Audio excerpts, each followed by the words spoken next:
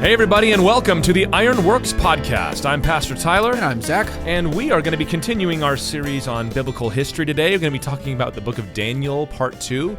It's kind of coming to the end of the year, actually. We haven't done as many of these episodes as we would have liked, but we have enjoyed the ones that we've done so far. And Zach, how's this year been for you? You got Thanksgiving coming up at least this week or next week at the time of recording. So what are you thankful for this year? What happened for you? This has just been a good normal year mostly. I think it's been a long time. Well, I say that because I feel like the last couple of years each of us have had like big, crazy, big like shifts, life event. and yeah, exactly. And obviously every year something happens, but we've for the most part this year we've just kind of, hey, it's been a good normal one. We've just kind of enjoyed having a routine. Kids have been enjoying school. We've been doing sports. We've been, the church has been growing. Things have been going good. We've been getting better at what we're doing. So there's not been a whole ton of stuff. I see you scrolling through the I don't look at my calendar last year. What happened to me this year? Trying to remember. Not like there was no huge. We've been in the same building. We've been, things have been going well with all that. I just feel like it's been a steady kind of normal year for the most part. The church has grown, certainly. Yeah. It's been nice. I got to have a lot of cool trips this year. I didn't go out overseas this year. This is the first year in a long time I've not traveled overseas somewhere. Some things got I went to canceled. Uganda in February. That happened. Remember that? Yeah, I remember that. That was a good trip, actually. I was supposed to go to South Sudan again. I was also invited to go to Russia, but was unable to go to that. Yeah. But got to go to the Mid-Atlantic Conference this year. That was pretty recent in Virginia, and talk about church planning, so that was pretty cool to do that. And I had a Gatlinburg vacation in there somewhere.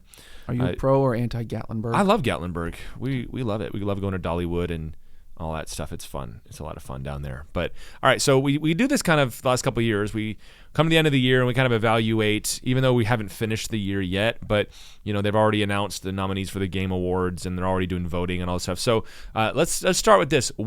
What's a book or two that you read this year that you either loved or hated? Oh, a book Strong feelings. Book that evoked strong feelings in you. Strong feelings. I really liked both. We don't do this a whole ton, but both my wife and I read the Ride the Devil's Herd this year, which is a book about. So Ride the Devil's Herd is about. Hang on. It's out the gate with. Yeah. It's real good. It's about Wyatt Earp and the whole Earp family, like just prior to and during the OK Corral whole mess. Dude, not only is it a very well-written book, like just interesting, well-written, enjoyable to read, that is some fascinating stuff. What happened is we started watching this documentary that was really well done, and they kept referencing this one author that they would interview, and we're like, well, let's just go get his book. And the book was fantastic. First of all, if you've watched the movie Tombstone, which you should, obviously. So, yeah, did it ruin Tombstone for you, or did it make it better? Here's what's crazy. There are scenes in Tombstone that underplay the kind of stuff that was happening to Wyatt Earp with these guys. There are scenes in Tombstone that are basically verbatim from what was said according to historical records, that we know that's what that guy said in that altercation with this other guy or whatever. It's fascinating, dude. What was happening with what was called the Cowboy War, which was this kind of shooting match that was ongoing between the Earps and the Ike Clanton and these other outlaws, essentially.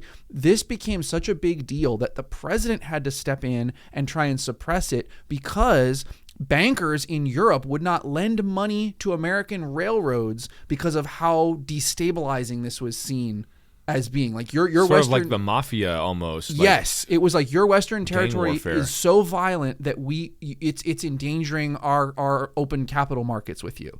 And so like it was a way bigger deal even than like Tombstone kind of portrays it. Tombstone gives you a good picture of like the personal feud, but it had like this huge national level thing. Newspaper articles constantly. There was dueling newspapers. Like some newspapers were pro Cowboys and some were pro the Earps. It was a North-South thing. The Cowboys were perceived as they were ex-Confederate soldiers. The Earps were perceived as these outsiders from up north kind of thing. Everybody involved was somehow involved with the law. It was fascinating. But you're kind of, avoiding the main question, which is, did Doc Holliday actually say, "I'm your Huckleberry"? So that's a great question. That's all that I want to know. I don't know about the no wait, he does I think he did actually say, I can't remember, it's that line or the line about "You're no Daisy." No, you're no Daisy. You're no Daisy at all. Somebody shoots at him. What's the line where somebody shoots at him and he says either "you missed" or Or do you remember the line I'm talking about? It's at the OK Corral fight, and someone he said, "I'm gonna shoot you," and he goes, "You're a daisy if you do." That is a historical line. Yeah, the guy awesome. the guy says, "I'm going to shoot you down," and he says, "You're a daisy if you do," and he's standing there like kind of daring him to do it. That's actually, and that's why at the end of the movie, when he wins the shootout, he tells him, "You know, daisy." Yeah, right, exactly. So no, that line at the OK Corral when they're like facing off, that's a bystander said.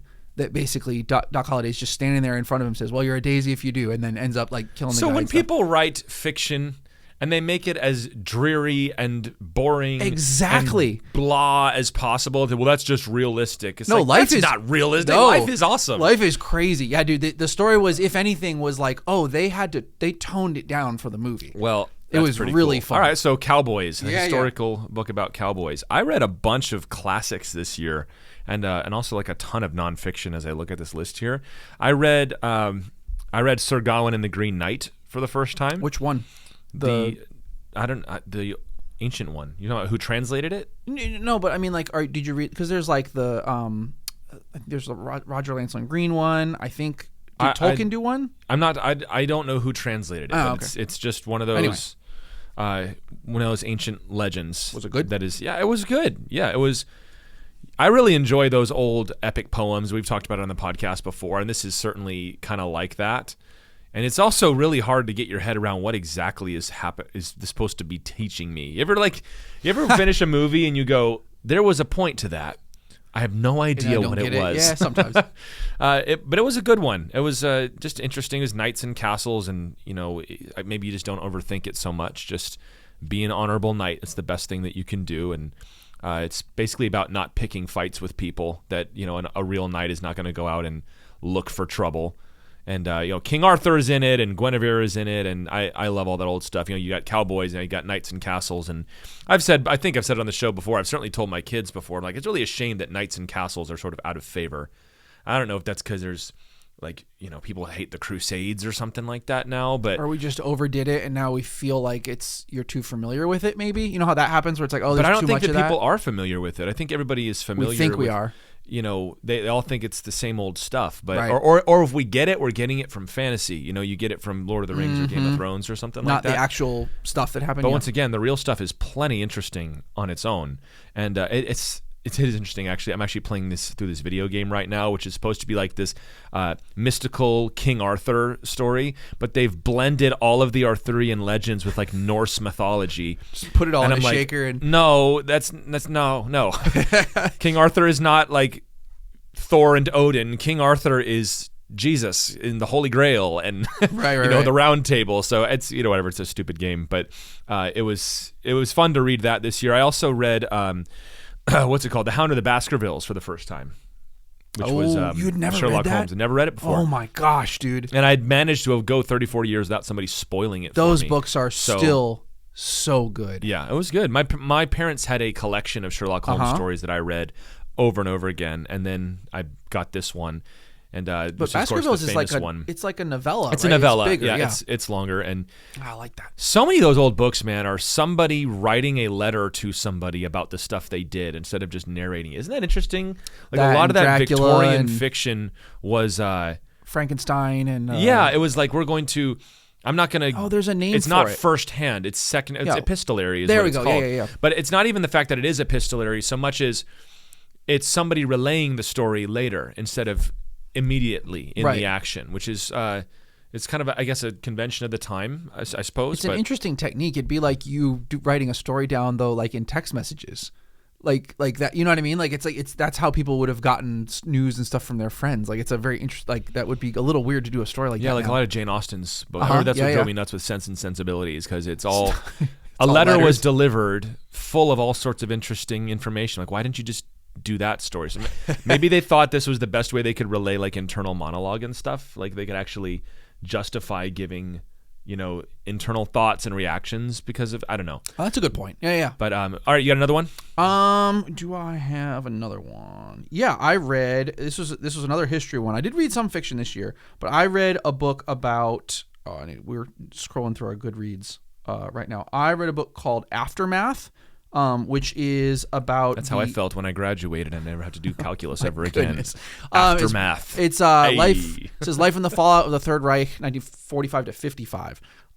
Very, very interesting. If you are some light reading there. Yeah, very. Yeah, it was really chill. The rise of the. Right. I finished Rise of the Iron Curtain across Europe. It was very good. If you're interested at all in World War II, I've always been really interested, Tyler, in like the times in history that happen right after the big thing that we read about. Mm-hmm. You know what I'm saying? Like the Korean War or the, stuff that it's happening right after a period that you know really well, but then you kind of forget that like, oh, stuff kept going on. And that's why I've been reading about the post-revolution in America for so long. Right. Like once Andrew Jackson and following, like before the Civil War, because that's how all of the you skip. You do the Revolution, Constitution, you do maybe the Alamo, and then you do the Civil War. And then you do the Civil War. But there's actually a lot of really interesting stuff that happened. Yeah, and this was, dude, this book, and I'm not even trying to make any point by this at all, but there was a fascinating section of this book that apparently I assume is from declassified stuff where they talked about how the CIA was like sponsoring abstract art in Europe. Because they wanted, because this had some goal that they had about how abstract art was going to take away, make people postmodern. And, it sounds like you're being a conspiracy theorist. Like trying to control the psychology of the people. Literally. And this is not I'm not being a conspiracy theorist. This is a known historical thing that was done. And it really, it's one of those stories that World War II is a pretty clear, hey, good stuff happened. We did this. This was important. But the stuff that happened after was very hard to read about. Honestly, you're kind of wow, nobody comes out well in this. They kind of went on a demoralization campaign of the German people. Is that kind of what it was? But even also to kind of make sure it didn't happen again. Is that sort of what it is? Some of that, but then also just even the way that we interacted with the Russians too, where it's hey, we could have figured out sooner maybe that communism was dangerous. Maybe we should have done that. It was all fascinating. Did it cover how Churchill was forced out? Yes, that? Because he was sounding the alarm on Russia, and nobody wanted to hear from him anymore. They were we did one war. They were all socialists. Yeah, we did. And look at England now, man. I mean, come on. Yeah, so no, it's a really enjoyable book. If you're interested in World War II at all, I found it really, really, really good. Well, of course, we know. I don't know if it's that coordinated, but I mean, when all of the USAID stuff came out, we found out that a lot of the trans stuff and a lot of the critical race theory and all that stuff in media was being funded by the government. This that was certainly read like that. I'll just put it. Yeah, and I mean, it's certainly for our sake. It came across more as these are these special interest groups sneaking this stuff in under the radar and these big giant omnibus bills and all the rest of it. And but it is interesting, I can't. We said this a million times. I can't wait to read the history book of this decade that we're living in. Oh my goodness, the Trump years. Yeah. That's going to be. However you feel about him, that's going to be an interesting book to read because so much of what we're finding out is oh man, a lot of those things that we thought that's not true has actually happened. But yeah, well, that's cool. What about? I'll tell you what, man. I did not really watch many good movies this year.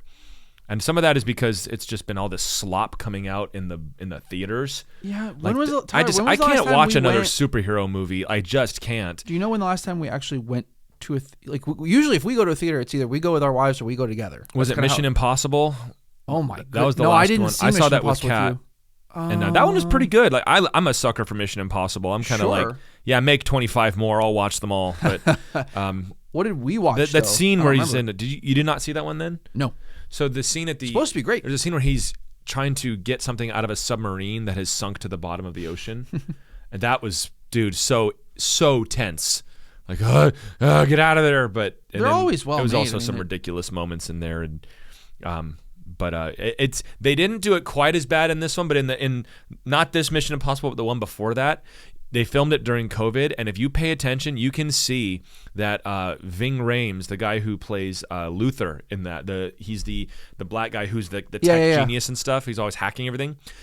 Watch carefully. Most of that movie, he is sitting down, and it's a close shot on his face. I am betting you that he was not in the room for 95% of that That movie. they're having to at his house or wherever, and for sure. Maybe he didn't want to come out, during the pandemic and stuff. That's funny. But I really, it's been a disappointment. We just rewatch more things. I mean, there's worse things than watching movies. But was there any one this year that you're man, that was one for the books? I'm glad I finally saw that. I'm trying to look now. I didn't, like I said, we.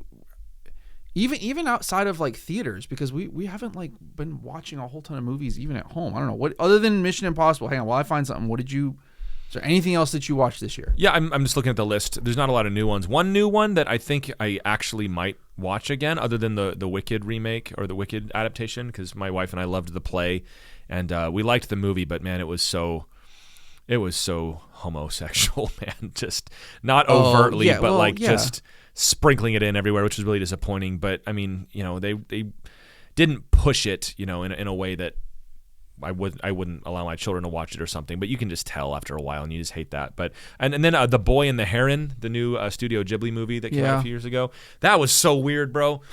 But like that was one of those movies that it's strangely compelling. Like you come away from that, and go, what was it about that? I didn't even like that. That didn't make any sense. But what is it about that? Why can't I stop thinking about it? And I think all of his movies have been that way. Whatever his name, Miyazaki. But I think it had a lot to do with grief and family, and you need to. I think.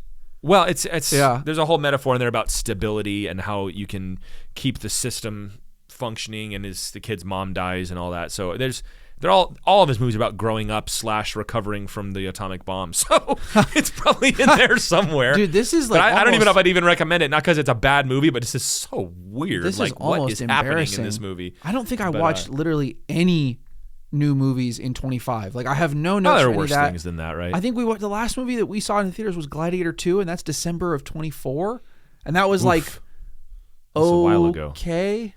Like we thought that was fine. Well, what I've always said to that one is I think the world building is great. Like you feel this is probably what Rome felt like, but I didn't love the story like I did the first one. A lot of people were saying like it was woke. I don't think it was a woke movie. It was just I don't think it was woke. It had the whole. It played up the weird, perverse element of the Romans a lot more than the first movie. I didn't think the movie was woke. It just was forgettable.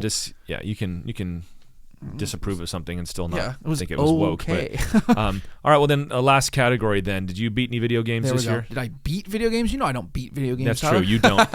Did I play video games? Yeah. What's your winner for this year? I'm slowly going through Red Dead. Which one? Red Dead 1 or 2? 2. Dude, I beat that this year. It's very good. That's probably, you talked about Tombstone a minute ago. That's probably the best cowboy thing that it's a cowboy simulator. It's very much like all the things you want to do. All the coolest moments. Exactly. Like just. Do you want to, yes, it's Dutch all that. is my favorite cowboy. I really enjoy that. And I know I'm not supposed to like him because he's the bad guy, but you can still, he's sort of like that's the best Western. He's like the rogue of the group. Yeah, that's the best Western stories. You've got the Westerns are where we made the anti-hero. Like when they roll up to the house because they kidnapped the kid. Yes. So all the outlaws you roll ride up you ride up the whole like tree-lined avenue in the dark, and you're just everybody's kind of pulling rifles out of their scabbards and stuff, and it's great. Did you get to the bit with the crocodile yet? The crocodile. Oh, you wouldn't forget. No. I'm still in. But if you know, man. I got to the town, let's go. the New Orleans analog town, and I'm in all those missions right now.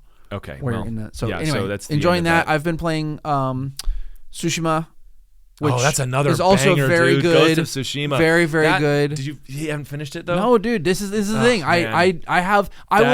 That game will break your heart, man. You know how you get in the loop of a game where okay, I know that what I am at the place where I can now advance the story, especially in these open world games. I can advance the story now. I can, if I want to finish up this, like I can do that. But I'm still in the loop of, but I kind of want to stay here and find another sword. You kind of stay in that loop for a while. That's one game, and I don't do this very much, where I 100%ed the game my first go through. And I don't mean like all the achievements. I mean I got every item. All the stuff. Everything. Yeah, because that's very much a stuff I did everything game. there was to do the first time through it.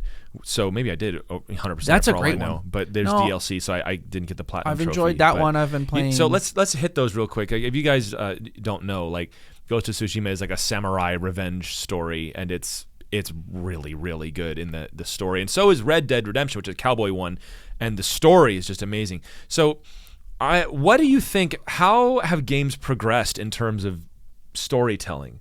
Because, I mean, you go back to a lot of, people, they say video game, Mario and Pac-Man, and it's like, it's for kids. Well, they've grown up since then. They're now, like, some of the best stories you're going to find are in video games. So how have you seen that? How do you feel that's going? Because some people really overstate the case. Like, it's the art form of the century. It's like, maybe. Or sometimes you're just, you're shooting aliens and that's all you need. But I think that what do you think about that? The games I enjoy story in the most, they either do... Because this is, for a while, I think everybody tried to do it like both ways, where it's like you we want there to be choice. The player can do anything they want, and that sounds really fun. That's what I want. I want to be in this world where I can do anything I want. But really, it's very difficult to do a story, because stories are about choices. They're about, no, you can't. Stories are about shutting off avenues, and that now the hero has to go here because so.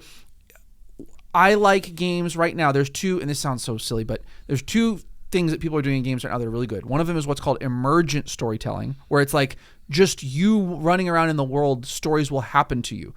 I've had some moments in games that are Red Dead is a lot like in that. Red Dead, for example. I played you get to play these moments from all the cowboy movies you grew up with. I was on top of a bluff. I'm using my binoculars to see these guys down here, and I shoot one of the guys. I shoot at one of the guys, and then they panic and they get behind a rock, and we're shooting back and forth. That's like every Lone Ranger movie, every John Wayne movie you've ever seen as a kid, and you're enjoying that like narrative moment. And the game didn't script that for me. That just happened because of how the world was set up. I like those. Those are really cool. I think those are really memorable because you do it yourself.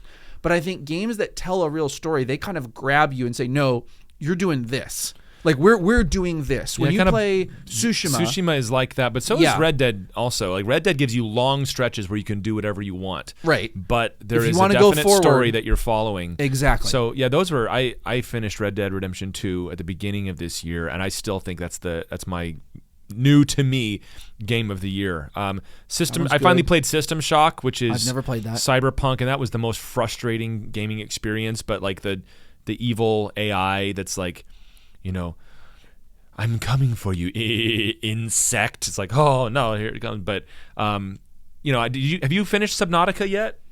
No. There's an example of one that doesn't have much of a story, but like as you play through its story, that's where you're underwater, like you crash land on a water planet and you're trying to build like a base. It's like a survival stuff one. like that. I like that a lot. Metro, which we have you finished that? Neither of us have finished Metro. I finished Metro Exodus. Okay, you finished it. Yeah, that's a good one. That was a good one. It was kind of a goofy story as far as it was. Well, yeah, it's more like walk around in Russia and try to survive the apocalypse more than Artyom, get back to the base. Like, I'll get back when I'm good and ready, dude.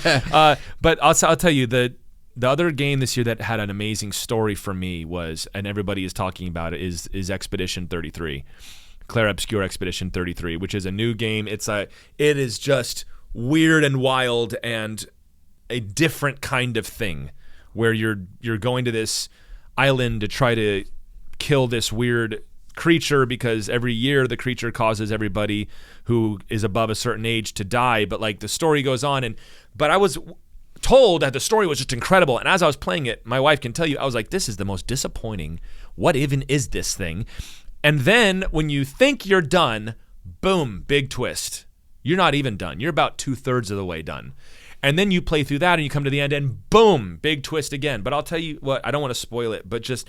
So it's like an alternate world kind of story where it's like yes, you're... Okay, it's not in America or France. It's a French game, but it is very French. Like there's a costume where you can have a beret and a baguette across your back, so they kind of lean into it.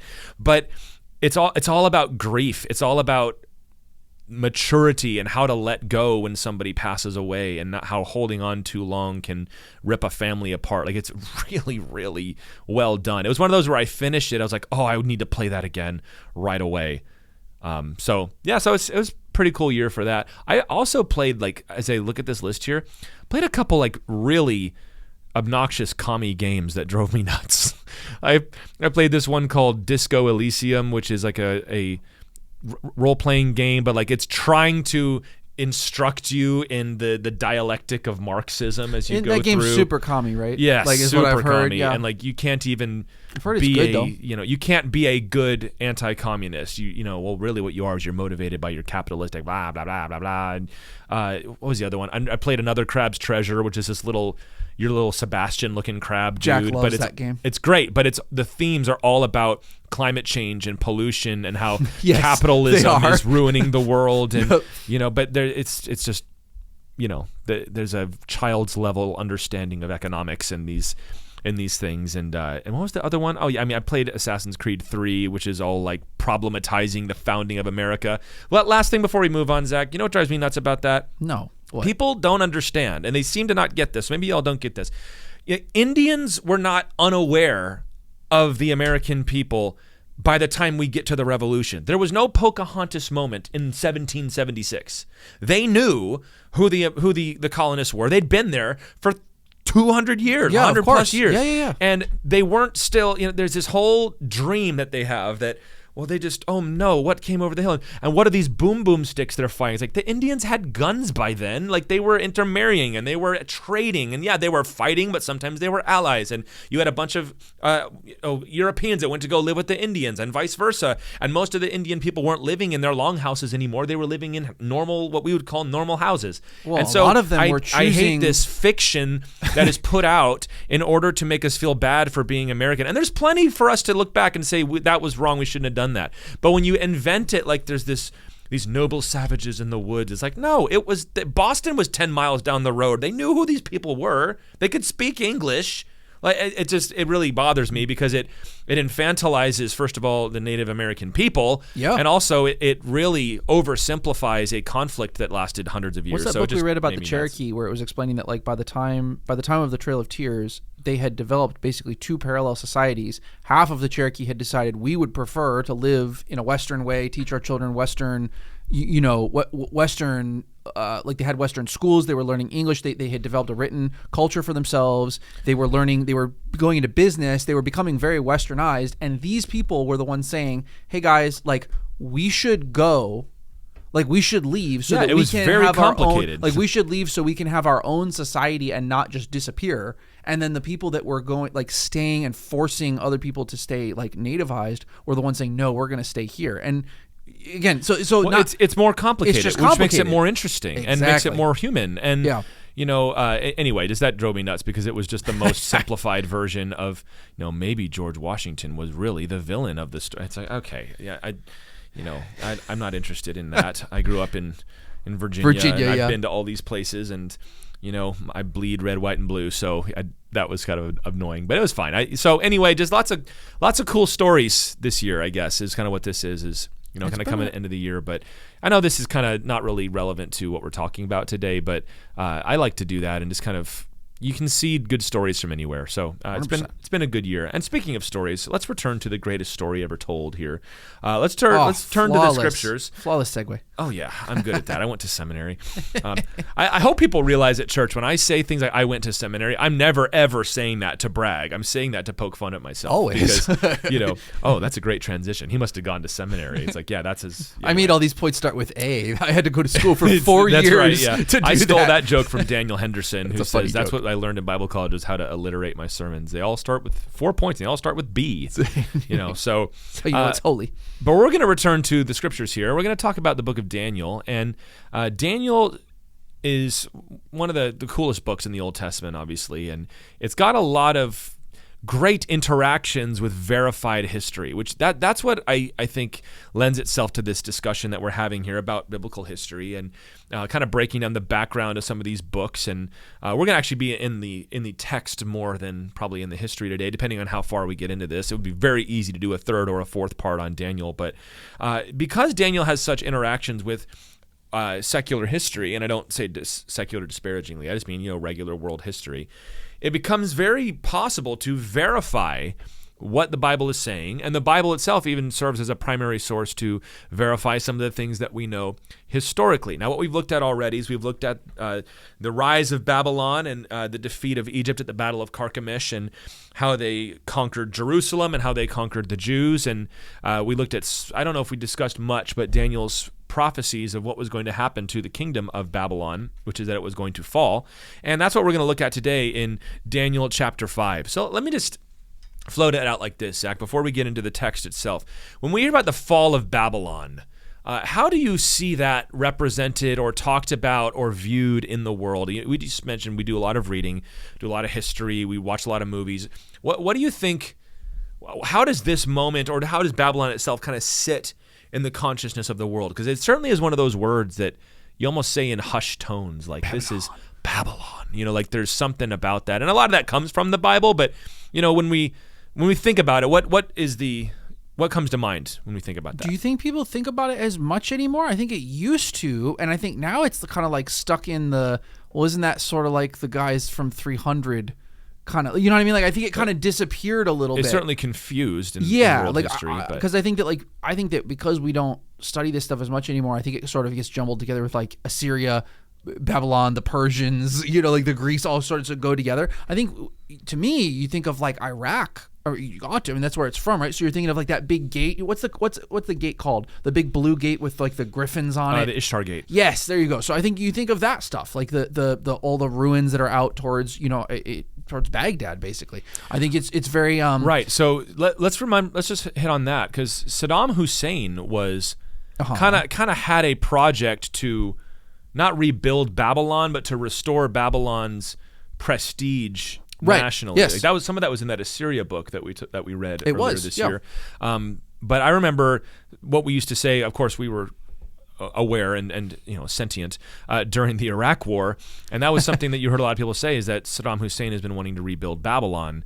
And I don't know if that was how true that was. He certainly was trying to restore that identity to the people of Iraq.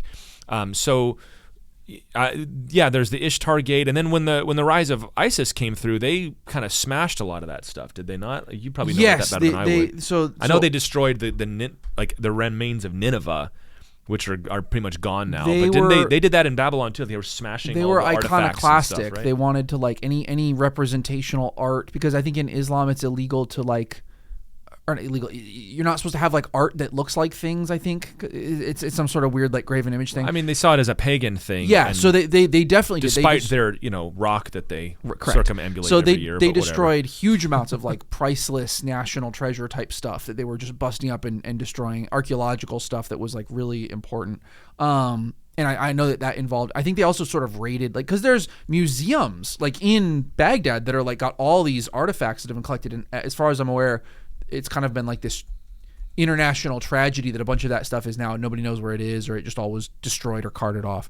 Right. So yeah, my understanding is that Saddam kind of wanted like and I could be totally wrong on this, but I think okay. So I'm looking it up. Some of their currency has like Babylonian imagery on it. Yeah, I think he was trying to make like a Disney World heritage kind of thing, like a place that you could go and see all of these like sites and stuff.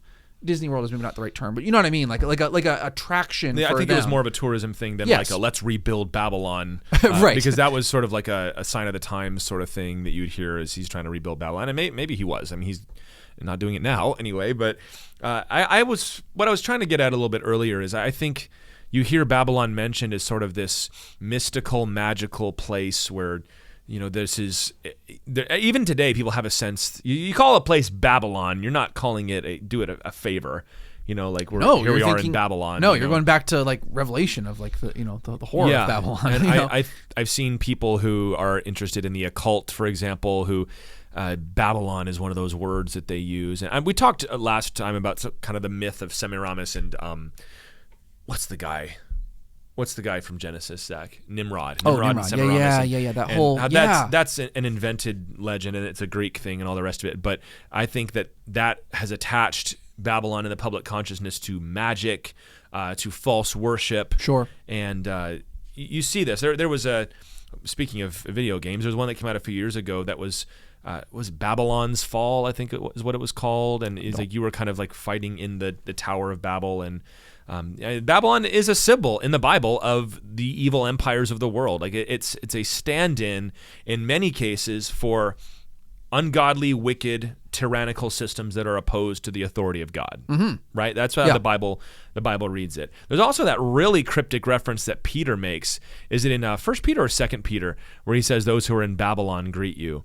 And that becomes a question: is he talking about Rome? And if he is talking about Rome, how does that affect the symbolism? Yeah, 1 Peter 5:13, when he's closing his letter, he says, "She who is at Babylon, who is likewise chosen, sends you greetings." And that's generally understood by most to be a reference to Rome, because Peter, we know, ministered in Rome some, and then so he's calling Rome symbolically Babylon. Does that mean we think it doesn't say, it just says those who are in Babylon, and there are some people who doggedly believe that there was a church in Babylon, like actual Babylon, but I think that is beyond what we know of the New Testament. Certainly, well, there's been Iraqi Jews up until the 40s, when as soon as Israel declared statehood, all the Arab countries around there expelled all of their Jewish population. So there were historically large populations. I mean, were hundreds of thousands of people of Iraqi Jews who stayed in Babylon. I mean, literally, like never left, I guess. I mean, that's where they were from. It is interesting, isn't it, that maybe we should do a history lesson on that. We've done it some, but maybe do a deeper dive into the rise of the nation of Israel or the country Israel. Because since that has happened, there has definitely been a consolidation ethnically in the Middle East, where it used to be, you'd have large populations of Jews and you'd have Christians and the Kurds. Oh, yeah. Yes. And that has really changed. It's really funny that as much as many people want to advocate for the importation of a Muslim population for diversity's sake, like that is the opposite of what is happening in all these Islamic countries. That's why there's been all this terrible fighting. Kick out the Christians, fighting. kick out the Jews, kick out the Druze or whoever they are. The civil war in Syria has been over, hey, we've got too many ethnic groups here and one of them wants dominance. Like it's all that stuff. It's been pretty crazy actually how all that's going on. It used to be sort of pre-World War I kind of feeling, kind of this. Yes. The nationalism of it all, and, correct, or maybe even post World War I. When you had or I guess it was post World War II and post fall of when Russia fell. You had all of these, especially in like the Baltics or Balkans, not the Baltics, all the Balkan states all the Balkans that are fighting, and maybe we're still. We've said before, I think we're still dealing with the fallout of the fall of the Ottoman Empire, because these countries were sort of invented in an afternoon over brunch. Well, if we're talking about if we're talking about the Middle East, I mean, I made that when we talked about in the conference, and you asked me to do that teaching on Israel. I kind of made that case there, and I didn't invent this. This is, if you want to know about the Middle East, you have to know about World War I, because that's where it happens. Like everything starts from there, because like you said, that's the time where everybody says, hey, instead of just having a bunch of tribes sort of just here, let's make some countries out of this. And that turns out causes problems when you do that. So yeah, no, it's a lot of that all goes back to World War I. And it certainly gives the lie to the whole idea that, well, there's always been a Palestinian nation. Like, no, there hasn't, because it was all Ottoman Turks. There hasn't always been a whole ton there. Even it's always been changing. Islamic Caliphate, and before, or in the middle of that and kind of during that, it was the Franks, meaning it was the Christian empires that ruled over. Many people forget that. Like, the Christians ruled in Palestine, Jerusalem, for hundreds of years. Like that. Yeah, there's castles that you can go see at Cracks de Chevalier, or however you pronounce it. There's castles in the Middle East that they built. Outremer is what they called it, the Kingdom of Outremer, because it's French for being outside. And and before that, of course, it was Rome that held it, and so for a very long time. Yeah, so the idea that. Anyway, it just it just bugs me when you. The Middle East is complicated. We're talking about Babylon, and we're actually going to be today talking about the fall of Babylon, which is one of the most significant events in Scripture, because it not only means that change is coming for the children of Israel and they're going to be allowed to return home to their nation, but it means that all the things that Daniel was prophesying were coming true. The things that he had prophesied, that a nation is going to succeed yours, and it's the chest and arms of silver, and the lopsided bear, and the ram with two horns, like the Medo-Persians were going to take it over. So let's talk about some of this history here. And we are able to verify a lot of this stuff perfectly. So Babylon fell, amazing how detailed we can be here, on October 12th, 539 BC. October 12th, 539 BC. We can date it, because at this point they're using calendars that are able to be aligned to the calendar we have now. So this means it is 23 years since Nebuchadnezzar had died, and it is 66 years since the beginning of Daniel, when Daniel was first taken away. So it's not 66 since the destruction of Jerusalem, but 66 years since the first wave of exiles were taken out, which is why very soon after that we would hit our 70-year exile, and the exile would begin, or would begin to come to an end. Now, let's address some of this, because when we get to chapter 5, you see that it mentions King Belshazzar. Now, this has been a point of contention between Christians and secular scholars for a while, because for a long time we had no reference to a man named Belshazzar. There was no Belshazzar. Who is this? This is a name that the Bible just made up, which, it says Nebuchadnezzar is his father, and they say, well, Nebuchadnezzar had no son called Belshazzar. Now, just right off the bat, Zach, we ought to be skeptical of anybody who is just simply going to claim that the author of the Bible made this up. You know, that's We've really talked about that this. is such an odd thing to say just on the face of it. And people say it all the time that, well, he's like, oh, we're going to make up a king, and his name was Belshazzar, and he was Nebuchadnezzar's son. It's like there would have been people who knew this history. Like we can't say, well, George Washington was the first president, and the second president was Bobby McAnulty, who was George Washington's nephew by his wife, whose real name was, I don't know, Elizabeth whatever. No, even though we're hundreds of years removed from that, we know that that's not what happened. Right. And so did we talk about it's this really, last time? We did some, but I'm just the specific thing of I'm so skeptical of anybody who says that the Bible, or frankly any author, just invented something. Well, it comes when it's from, purporting to be history. It comes from critical, this whole idea that, well, the real way to read a text, and this is, by the way, we've talked about this, people have talked about this for years and years. I just read an essay from C.S. Lewis where he's talking about this in literature, where people had just started this thing of like, no, what did he really mean by this? Like, what? No, but what does the text really mean? It can't mean what it says. Like, what? How do we unpack what he secretly is thinking, or why? The code words for that is when they say it seems unlikely that this is a historical figure. No, you can't just yada yada that. Right, and you have to demonstrate that. And you got to understand that for a lot of these things, and this gets some of your favorite historians, unfortunately, fall prey to this, but only about, and because they'll only do it with the Bible. They'll for a primary source, they'll say, well, the best primary sources we have say this and that. But then when we get to the Bible, they say, well, this is clearly a mythical layer on top of what must have been the original thing that happened. They immediately will hem and haw, and they won't take the Bible at the same face value that you take up any other primary source.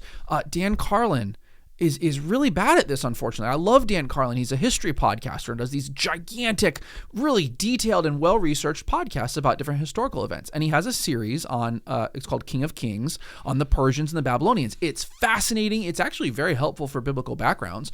But unfortunately, anytime he talks about anything Scripture mentions, he just defaults to this, well, of course we know that can't be what happened. And it's almost comical because if there's any gap between what the rest of the historical record says and what the Bible records, the assumption immediately is, well, clearly the Bible, it just made up a fantastical story that has no basis in reality. Now, Tyler. And you even see this in other sources as well. Like they will do this. If there's any sort of fantastic story, they'll say, well, this is clearly made up. I mean, go back to what we were talking about, the OK Corral.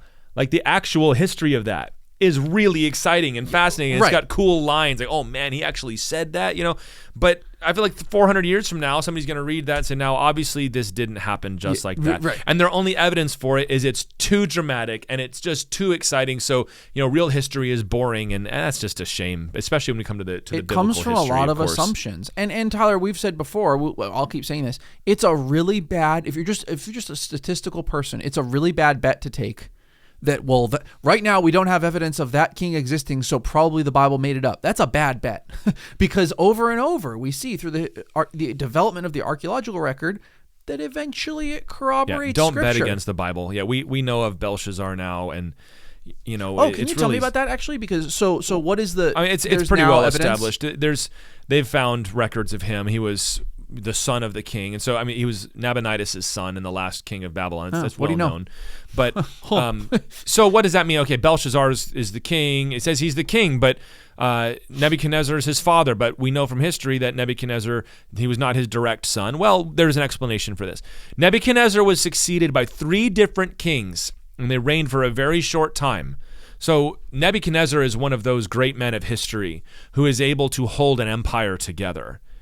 And you do not see those people very often. You very often will see even in American history, you see great men that lead the country that will be immediately followed by a bunch of nobodies that just kind of fall off and they don't do well and they're bullied and pushed around. I think you come out of, for example, the era of the Civil War, and however you feel about the policies of Lincoln or Grant, like they were great men. They were leaders. They were able to keep a country together. But then you get this long string of single-term, do-nothing, nobody presidents. That's kind of what we have here. Yes. Is you had a man like Nebuchadnezzar, and since they didn't have 4-year term limits, the great man could rule for his whole life. And if you were an effective ruler, it was very common that somebody would come in and try to take your life or try to force you out.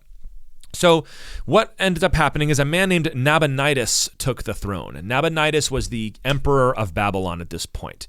Now his son was a guy named Belshazzar. And Belshazzar would serve as regent while he was away, which was often. Nabonidus is actually known for being away from Babylon quite often. And there's some records that he would go on like these spiritual vision quests. Like he would go and visit the temples of these places, and he would worship the gods or try to commune with the spirits. And some people have then tried to say Nebuchadnezzar is actually Nabonidus. So when the Bible talks about Nebuchadnezzar, it means Nabonidus, but there's no reason to believe that other than Nabonidus was a very spiritual person, not a Christian, obviously, but would go away. But also he would go away on campaign because his kingdom was beleaguered, as all empires have been. And it is during this time in chapter 5, Nabonidus was away on campaign fighting the Medes and the Persians. But there were already two big cities in the Babylonian Empire that had fallen, named Opis and Sippar. A lot of P's in here. Opis and Sippar that had fallen. And he's out there trying to prevent more destruction from the Persians. But now at this point in the story, the Persians were at the gates of Babylon. Now, in ancient history, having an enemy at the gates was not good, but you can't think of it like Lord of the Rings, where they've attacked the gates and, oh no, any minute now they're going to breach the gates and breach the walls. Not really. We talked about this last night at church, actually, that siege warfare was how this was done. You were as effective at assaulting a city as you were at starving the city out. But Babylon was prepared for a 20-year siege, Zach. Babylon had its crops inside the walls. It had water. It had a river that ran through the city, so there was fresh water. They had stores. They had everything they needed to last for 20 years. So in one sense, the Persians being at the gates could be strategically advantageous for the Babylonian army. Because if they're going to be stuck watching the gates, you can come around from behind, you can cut off their supplies, you could make an incursion into Persia itself, which was part of the empire at that point, and try to subjugate them once again. It would draw them off. We see that in the Bible quite a bit, actually, that Jerusalem would be besieged, but because there's another attack up here, they have to leave. So understanding that, this historical situation that the Bible portrays, that Belshazzar is making a big feast on the night that his kingdom is going to fall, is actually perfectly historically accurate. That they were under attack by the Persians, they were losing, but they were sitting pretty in that, as far as they knew, for decades in that city. The actual king, the actual emperor, is still out there with his army. So their arrogance is going to be their downfall, and yet historically we can see that the situation the Bible portrays to us is totally plausible. Yeah, I mean, some of these cities are like huge. The walls were supposed to be 57 feet thick. Yeah, right. Babylon. Like it's not exactly. It's not the kind of thing, because you can even see and it's important to remember. We're talking about huge spans of time. These are much more developed empires than even some of the ones you read about earlier in Scripture. Like when you read about things like Sodom and Gomorrah, if you go to those sites, like I've been to some of those sites where we think those are, and you look at where the town was, and you're like, wow, that's very small. Like it's not very big, right? The walls would have been very small. But we're talking about hundreds and hundreds of years later, some of these empires, and they're empires now, not just city-states, and they're huge, and they're commanding a bunch of money and people and effort. And yeah, it's, if you don't have gunpowder weapons, you're kind of out there like, well, I guess we'll sit here. Like there's not a lot to do. We'll starve you out, but they have the advantage if they can stay there for 20 years. Exactly. You're not breaching those walls is what they're... And logistically... So what are you going to do now? Logistically, there's nothing more difficult than keeping an army together. Yeah, keeping them fed. Keeping them paid. Yeah, these are difficult things in the ancient world. So you're at a disadvantage. It's defender's advantage on some of these cities. And that's, I think there's also, and this is the thing that Dan Carlin does a good job of portraying, is how dissolute these empires are becoming, and how he talks about how, like, basically there was no scarier thing than having to be part of the king's court, because it was like a Game of Thrones, like everyone is intriguing against everyone. Everyone's getting assassinated. Everyone's watching everyone. Did he? Yeah, like Renaissance Italy. Yes. Oh, yeah. So wait, is he on that guy's side? Because that guy is this other guy who's trying to push this king out. And I mean, kings are dying like sometimes after reigns of a couple months. So you've got to imagine yes, they're able to, like, okay, we're here, we're safe, but the tone inside of that city has got to be like crazy. Like now, if the king is in trouble, the immediate impulse of everybody's like, hey, maybe I can be king now. Maybe this is him showing weakness. Maybe I can, so there's got to be this tension in that environment because there's literally barbarians at the gates. We're safe, but hey, is this my chance to get up on him? So imagine the stress that Belshazzar is under. Right. You know what I mean, in this situation. So Belshazzar decides to throw this feast. We see this in chapter 5, verse 1, that he decides to make a feast for thousands of his lords. Why is he doing this? Well, it's a defiance against Persia. He's saying, I don't care that you're at the gates. You can't get in here. You can't stop us. Let's have a party. So there's arrogance and there's defiance here. But it's not just that. The way that it tells us he chose to have this party is that when he had tasted the wine, verse 2, he commanded that the vessels of gold and silver that Nebuchadnezzar his father had taken out of the temple in Jerusalem be brought, that the king and his lords, his wives, and his concubines might drink from them. So he says, let's take the cups that had been taken out of the temple when Babylon raided Jerusalem. These are things that were in the temple to be used by the priests, by the Levites, in order to worship the Lord. And they brought in the golden vessels, and the king and his lords, his wives and his concubines drank from them. They drank wine and praised the gods of gold and silver, bronze, iron, wood, and stone. Now let's think about this for a second. Why is he doing this? Why is he doing this? We probably know the story. We remember this from when we were kids, but why this exactly? I don't think this is just Belshazzar being a debauched king, although that's certainly part of it here. I think what he's doing is he had to have known of the prophecies of Daniel. He had to have known, or at least somebody around him did. He didn't seem to know who Daniel was, but maybe somebody had reported to him, the advisor to your grandfather Nebuchadnezzar, he said that one day the kingdom was going to fall. The head of gold was going to give way to the chest and arms of silver. Or, he said that someday that the lion with wings would be defeated by the bear rised up on one side, and that's the Medes and the Persians. Maybe he had heard this. Maybe the people were worried about it. Maybe that was the scuttlebutt. Maybe Daniel was preaching at the time. We don't know.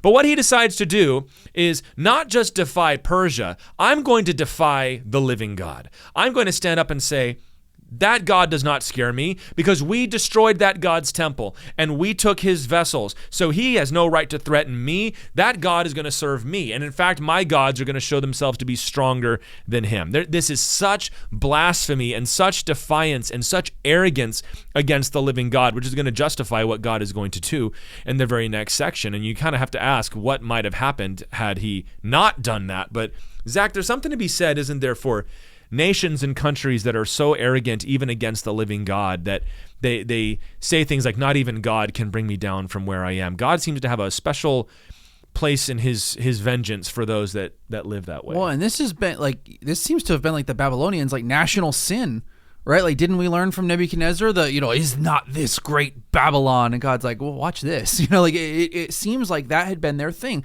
And that's historically accurate too. There's always these empires, the hubris seems to be the thing that brings them down.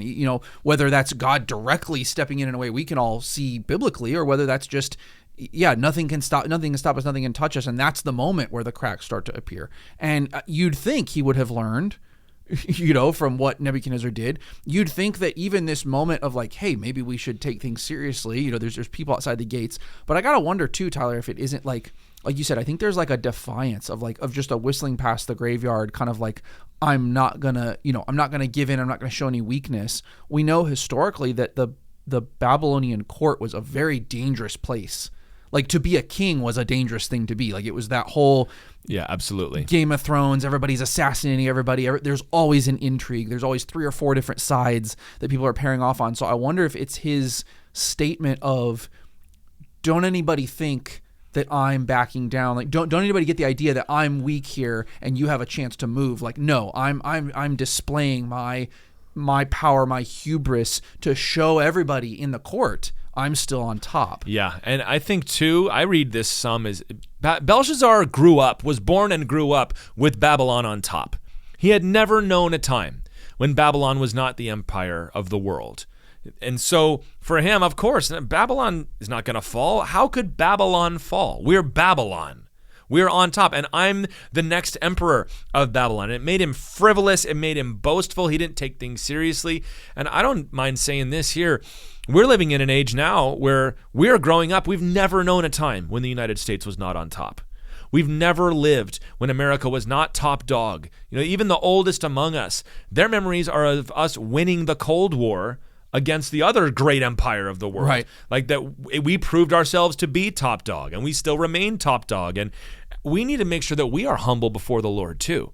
We can never have this attitude that, yeah, God can judge us, whatever, but our economic might is so powerful that the whole world needs us. We could never fall. Our army is so powerful, our technology, our whatever, we could never fall to anybody. We got to make sure we don't have that attitude, because the only thing that can lift up a nation is the Lord and the favor of the Lord. And therefore, it is incumbent upon us to honor the Lord and to honor the name of Jesus. Because I'll tell you, if we're going to turn from being a place that honors the Lord Jesus to a place that blasphemes his name, it will not be long before the Lord tears that down. And I don't have any kind of prophecy other than just looking at the pattern of Scripture here. So let's make sure that we ourselves are not just assuming that because this is the way it is, this is the way that it always will be. So that's just a little warning for us. But the next thing that happened in verse 5, we see that the fingers of a human hand, I'll read this. The fingers of a human hand appeared and wrote on the plaster of the wall of the king's palace opposite the lampstand,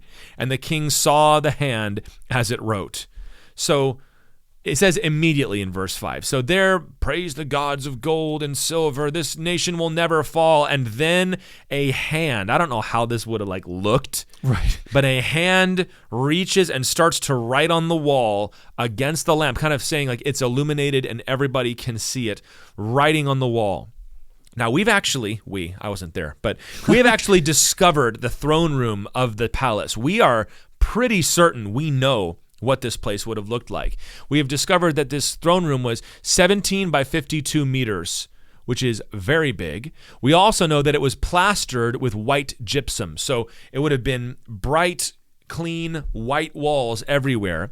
And it was decorated therein with blue bricks. So it was mostly white with blue accents, gold columns. There were intricate carvings. There were decorations. There were tapestries. There was jewels all over the walls. It would have been an amazing, beautiful, splendid place. But you've got these big, beautiful white walls. And here comes the hand of God reaching in and writing in the middle of all of this. And in the meantime, there's tables and there's ottomans set up, and there's kings and queens, and there's debauchery, and there's wine, and there's all sorts of this going on, and they're all holding these shining goblets and blaspheming the Lord, and into that comes the hand of God. I even just thought, I could be making way too much out of it, but I think it's very interesting that it's the walls, because we said that the walls are how 57 feet thick or something, 50. The walls of the city, not the walls of yes, no, I know, but it's they're trusting in that, right? It's our walls are what we're safe in here, and God's oh, check this out. Here's a hand that goes through the wall. I wonder if it literally came through the wall. You know what I'm saying? He's look, I can go through your wall. Here, I'll write on your here. You looking at your wall? Here, look at Maybe this. Maybe it's me you should have been afraid of. Exactly. It's this idea that you're trusting in this thing, and I'm showing you how weak and ephemeral it is by just saying, look, I'm going to write on the wall. You're weighed and counted, kind of idea. Yeah, it's got to be, it's so funny too, because the awkwardness, how when people drink and they're not thinking and they're just all loud talking and all this stuff, and all of a sudden there's this weird, you ever come into one of those rooms and there's a weird, nobody's talking all at once and it feels very awkward. There's this huge moment of God's look, he kind of bursts their bubble of this crowd hilarity orgy kind of moment, and I do think there's a funniness to this scene. Yeah, well, if you read verse 6, actually, verse 6 says, "Then the king's color changed, his thoughts alarmed him, his limbs gave way, and his knees knocked together." Let me tell you what the scripture actually says here. Not that that's incorrect, but it's not precise. When it says that his limbs gave way, literally in the Hebrew, it says his loins were loosed.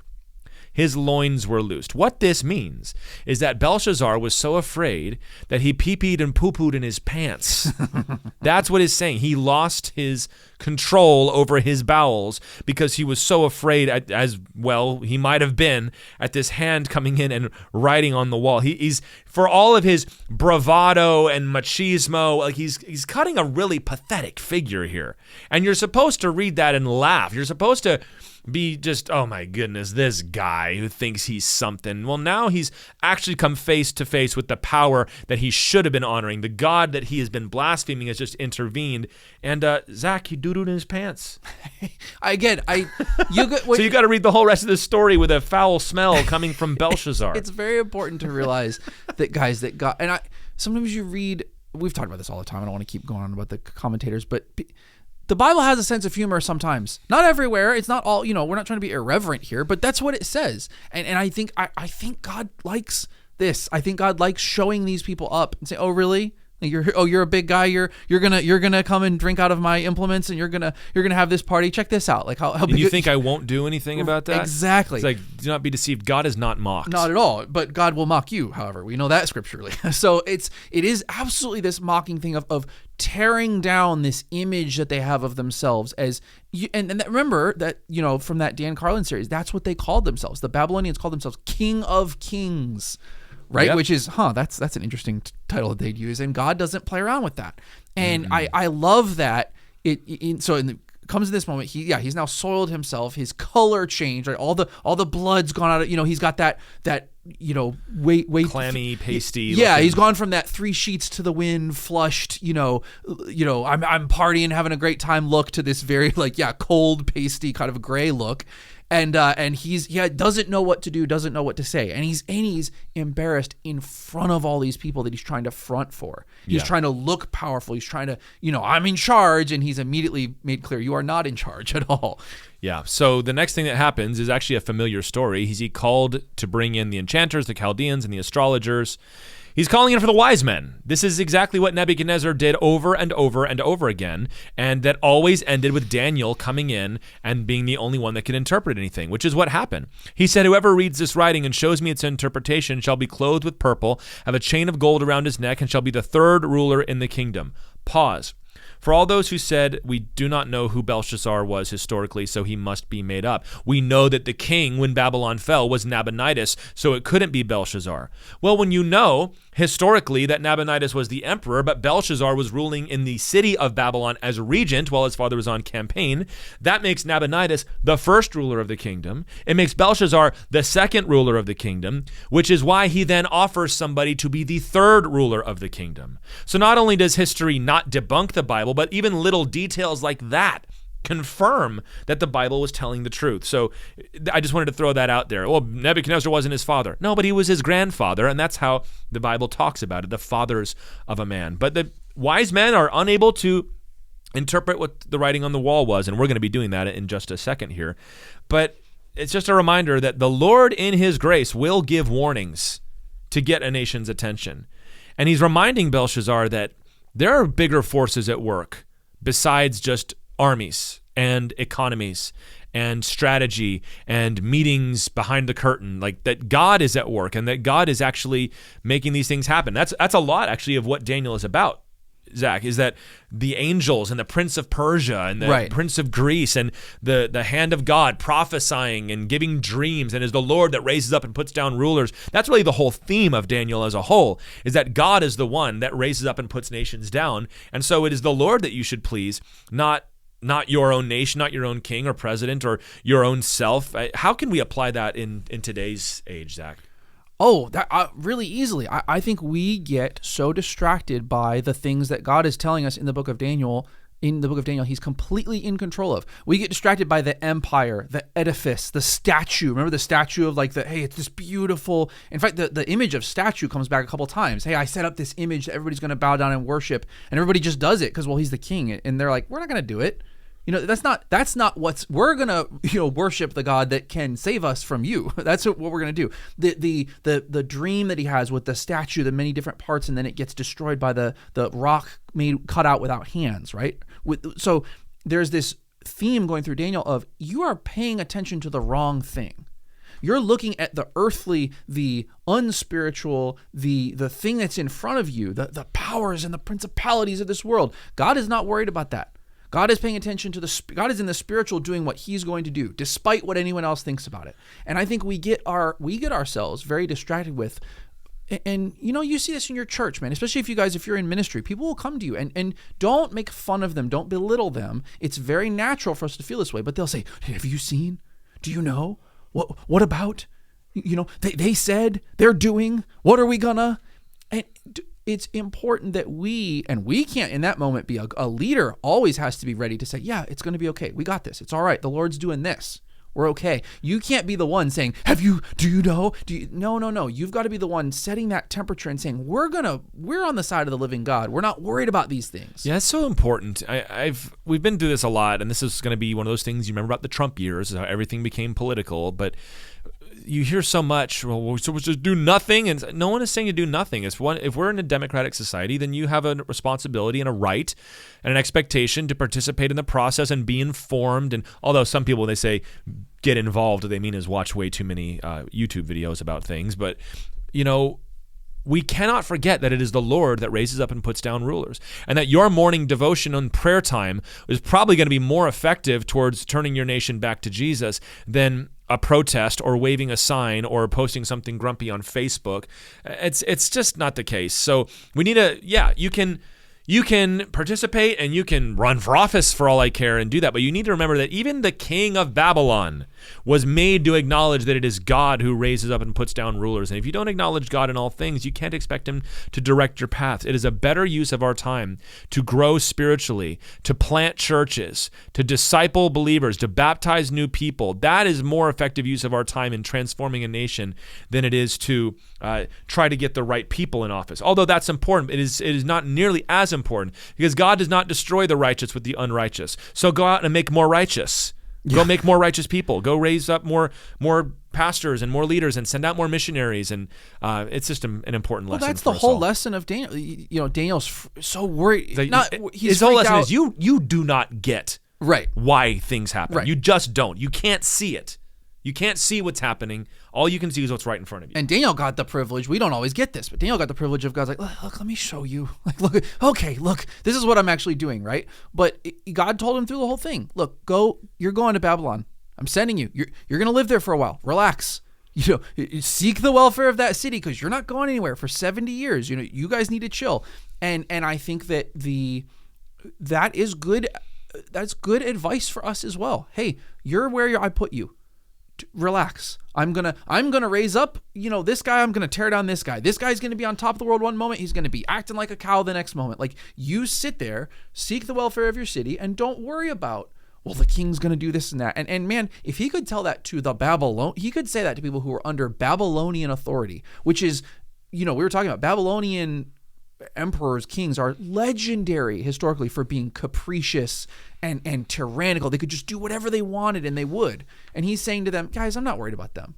And we've got, three different, division of government and federalism, and, and we're worried about, like, what is the president going to do? Like, God's not worried about that. No, he's not.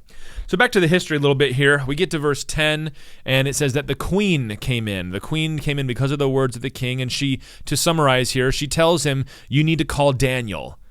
Daniel, maybe he was retired. Maybe Daniel was demoted and was overlooked. Maybe people had finally succeeded in forcing him out because he was Nebuchadnezzar's favorite, but maybe the following kings didn't value Daniel like that, because Daniel was not an easy person to have around, because he was going to tell you exactly what the truth was. But she says, you need to call Daniel. And we actually think we know who this queen is. This is probably the queen mother. That is to say, not Belshazzar's wife, probably his mom, maybe even his grandmother, Nitocris, who would have been the wife of Nebuchadnezzar. We know about her from history. Or it could have been, of course, the daughter of Nebuchadnezzar. This is it's important. It says king, and then it says queen, but these words can be flexible even in our own language. So certainly in those languages they could be. It just adds to the embarrassment, though, doesn't it? It really does. Like, his big party is over. Everybody's kind of awkwardly trying to sober up and read what this thing says on the wall. He's got to change his robes, and now mom is coming in to say, now listen, sweetie, what you need to do. Like, the whole thing is call Daniel. It's so embarrassing. So Daniel arrives, and he's offered the robe and the chain, and you can be the third ruler in the kingdom. And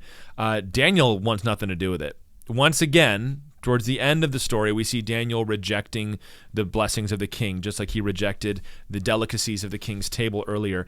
And old man Daniel is not as even small and humble as early Daniel was, because he just shows up and says, you know what? The Lord spoke to your father. He gave him everything he ever had. He drove him out to live like a beast for years. And you did not learn any of that. Don't you think that Grandpa would have told his grandson these stories, or at least they would have been known around? And he's reminding him, look, you have a godly heritage, believe it or not. You have a heritage in how God has interacted with your fathers. You have forgotten it. And he's also reminding him, look, Babylon didn't conquer anything. God gave Jerusalem into the hands of Babylon. Yeah. And now the hand of God is about to give Babylon into the hand of the Medes and the Persians. And that takes us right back to what we just said. And he rebukes him for blaspheming these gods. And then he's going to give the interpretation. So it's just important to that perspective again. It says, you didn't do anything. Even your grandfather didn't do anything. God gave it over. So we should be very careful even, the founding fathers and great men. But God raised up this nation. How do I know that? Because only God can raise up a nation. Oh, we beat the Soviet Union. Yes, God did that. God raised up a nation and put another one down. We can lament, the fall of the West and the fall of the British Empire. It's like, yeah, God did that. Yeah. Because no one else can do that. Do you understand? That's what it's teaching us. Only God can do that. And it is sometimes less than profitable to wonder why God does such and such, but we can know that he does. And that's what we need to do also, is just to look out and say, the Lord has done this. And this is what Nebuchadnezzar did over and over again, and Darius is going to do again in chapter 6. They're going to say, there is one true living God that raises up and puts down rulers, and it is the Lord God in heaven. Worship him. It's really, sometimes we want to try to make Christianity so complicated, Zach. We want to make it a deep philosophy, and there's plenty of that. But so much of it is, there's one God. Worship that God.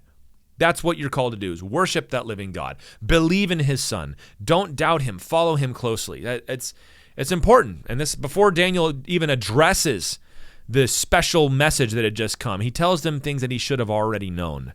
Oh, yeah, because they had this. Man. They had access to this. They'd been exposed to the Hebrews' God over and over and over again because of bringing these people in. And Daniel had said this stuff, right, to his dad or grandfather, however that goes.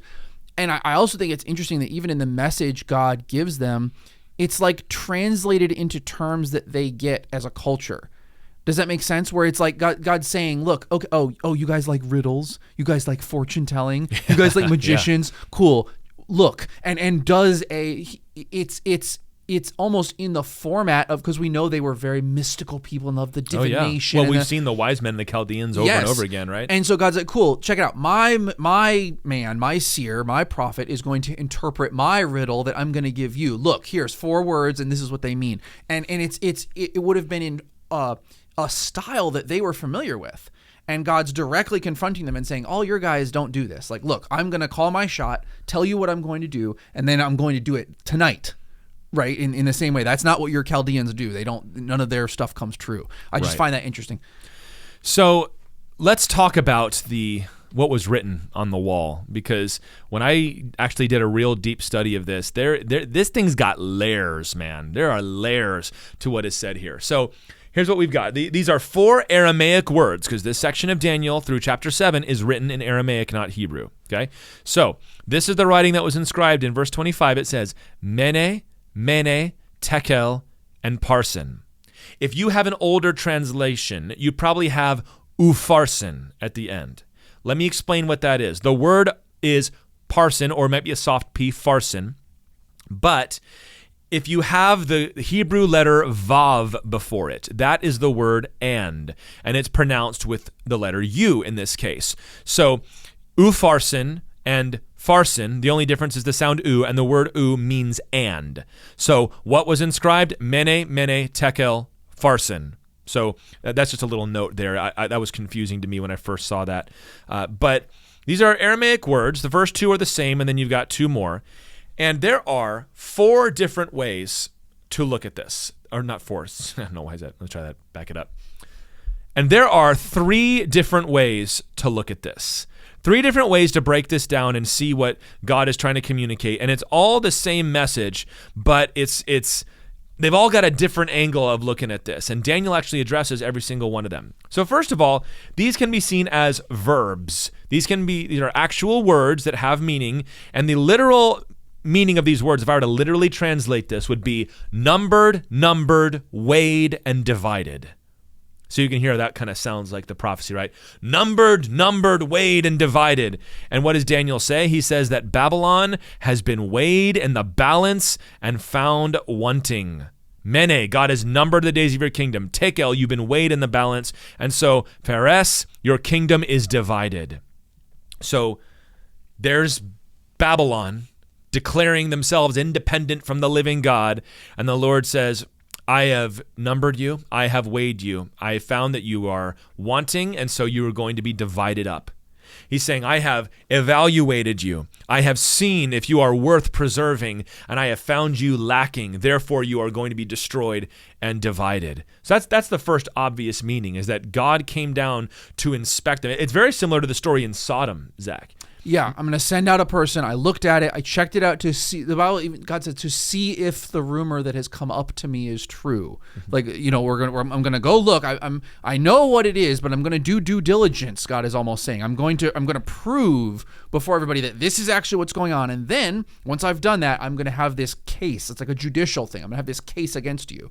And so he's saying, look, I did it. I weighed it. Balances are always going to be this like symbol or this idea, of like justice, right? Like even for us, up in the Supreme Court building, you've got that Roman figure that has the scales, right? That justice is going to weigh it all out equally, Yeah, you have a similar thing actually in the first chapter of Zechariah, where Zechariah has a vision of horsemen. There's a man riding on a red horse, and then he meets up with these other horsemen in the woods. And he says, who are they? And he says, these are they whom the Lord has sent to patrol the earth. And then one of them cries out to the Lord and says, how long are you going to let Jerusalem be distraught and not show mercy to them? So we have all these examples in Scripture of the Lord sending his representatives to examine the nations and see if there's anything in there. We even see this happening personally. You see it happening with Job. We see it happening with Peter, where he says, Satan has asked for you that he might sift you like wheat, but I have prayed for you that your faith may not fail, and when you have returned, strengthen your brothers. We really ought to be translating that, not returned, but repented. When you have repented, strengthen your brothers, because it's the same idea.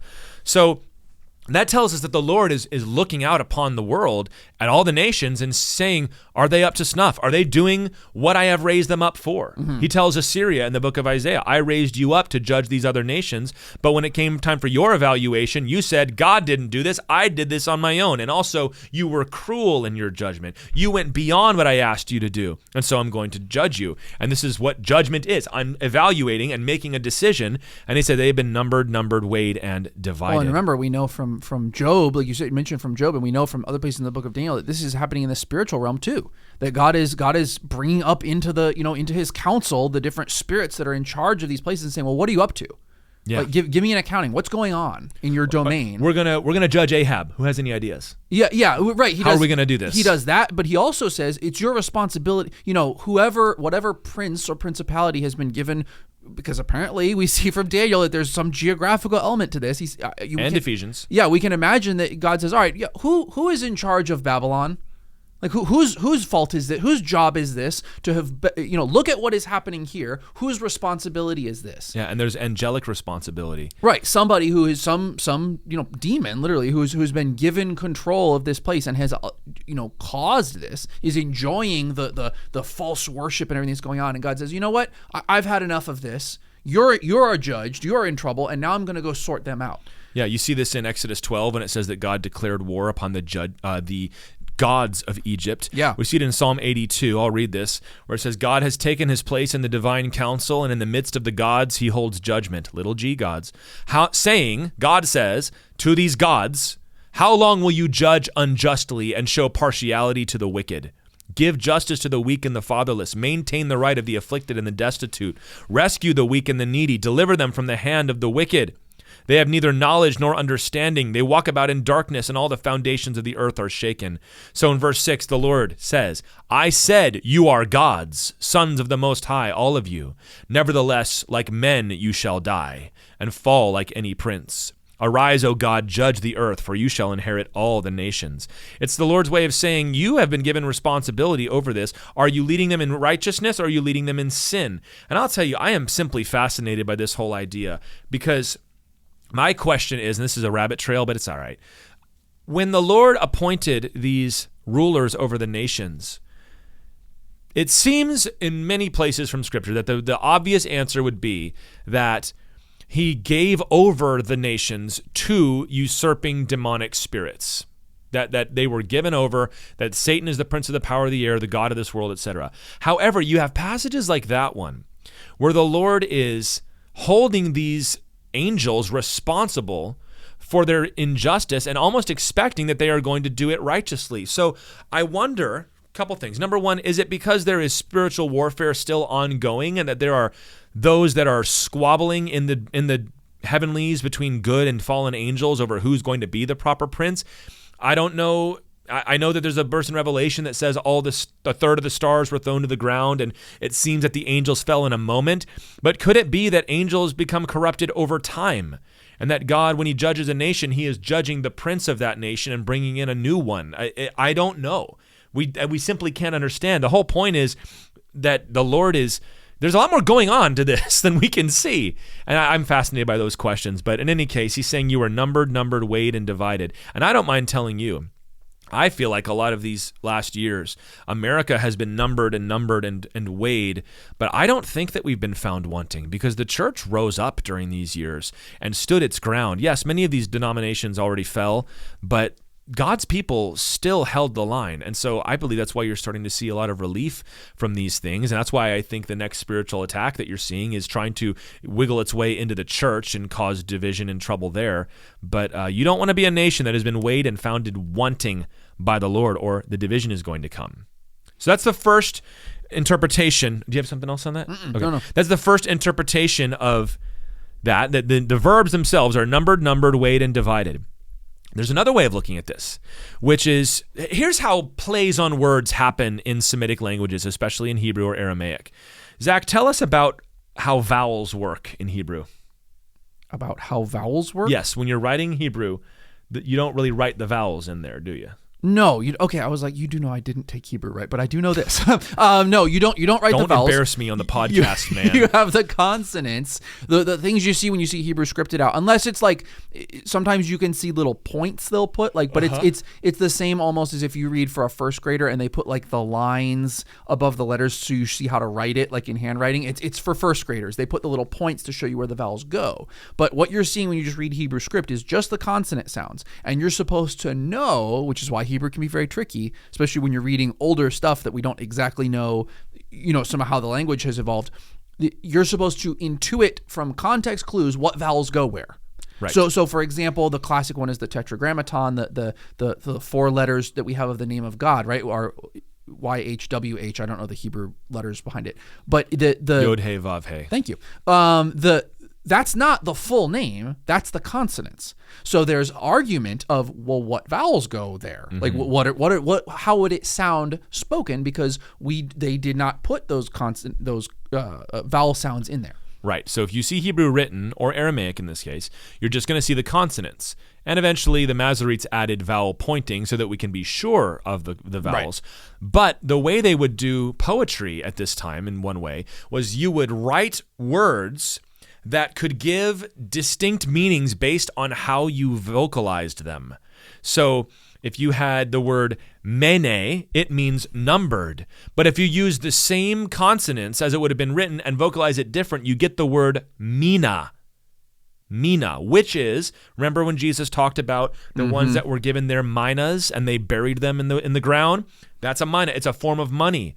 You have the word tekel. But if you look at that a little differently, you get the word shekel. And if you take the word farsin, which means divided, a fares was what they called a half shekel, a divided. Now, why does this matter? Because if you add up the values of 2 minas, a shekel, and a half shekel, you get 62. You get 62 shekels, basically, or dollars, however they would have calculated it. Now, why is that relevant? Because you're going to see in verse 31, it gives us a seemingly insignificant detail where it says, Darius the Mede received the kingdom being about 62 years old. So the writing on the wall, which says your kingdom has been weighed and divided, if you vocalize that a little differently and you read it as referring to money, according to currency, you get 62, and that's how old Darius was, and this text of Scripture goes out of its way to interpret that for us. Now, Zach, as very logical, rational, scientific Americans, that seems a little we kind of go woo-woo for so us. what? Yeah, But that's how the Bible does things like this.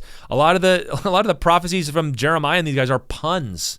Like they're wordplay. And this is what you're seeing here. So 60, 62, and also because he's talking about being weighed and divided. Well, and we do this in our art too. There's an artistic quality to their poetry, which is fascinating, where it's like, hey, I remember I was in college and I realized this when you read the Psalms. It sounds so stupid to say, but you read the Psalms and you're like, this is good literature. Of course it is. Like, and I don't mean that to be like, but like, just seriously, it's like, this is well written, which is kind of like, duh. But is there like, anything better than the Lord is my shepherd, I shall not want? Like, that's beautiful. Right. And I think there's a level to that when the Lord's saying, look, again, like we said, the Lord is showing off here. He's like, there are levels to this, man. Like I'm going to demonstrate to you my ability to communicate to you. And of course, when God communicates to us, it's from a higher level to a lower level.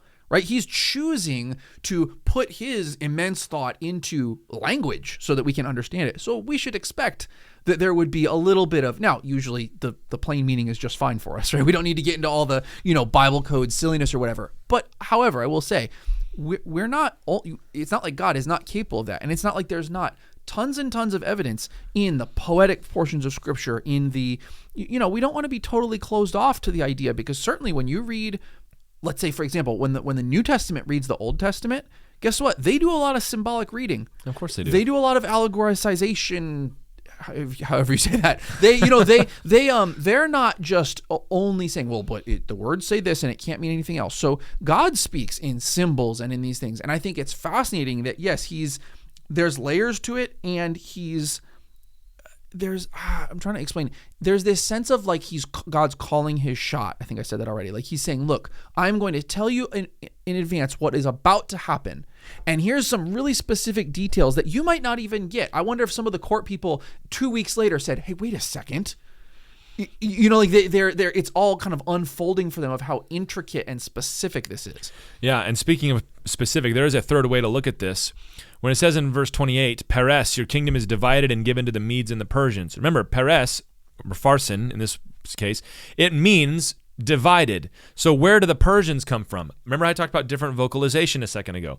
The word Phares, or Peres, means to divide. It's actually, Zach, where we get the word Pharisee from. Because they were those that wanted to separate themselves and distinguish themselves in their Hebrew culture.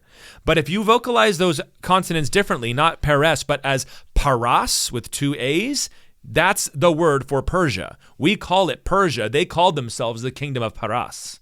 So you've got these 3 different ways of looking at this. It's the layers of interpretation here. You've been numbered, weighed, and divided.